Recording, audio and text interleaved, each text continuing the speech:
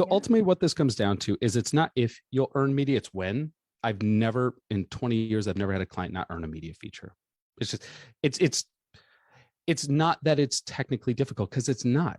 It is hard in that it takes emotional energy to Yeah. send pitches and to follow up when you're not getting a response. That emotionally is not easy. And I can validate that. I had a client I was pursuing, this is maybe 10 years ago.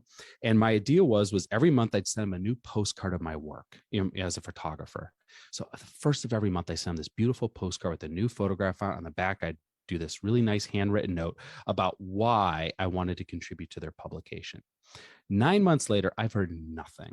And I'm like, kind of like self-hating at this point. I'm like, well, maybe I'm too small of a fish to swim in that pond. And maybe I should just stick to my own, stick to my own realm. And, I'm reaching outside my means, I'm just not good enough for this big publication. So I'm on Instagram and I happen to follow the photo editor, who's the person that all these postcards are going to.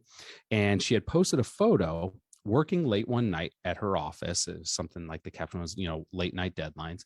And I look and I noticed there's this big empty wall behind her, except for one thing on the wall. And it looked familiar. So I zoomed in and it was one of the postcards I sent her, tacked to the wall behind her. So I immediately went to my notes and looked up to see how long ago I sent her that postcard. Yeah. And in fact, it was the first postcard I sent her back in January. We're in September.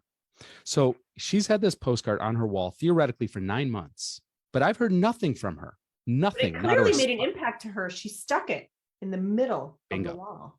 Bingo.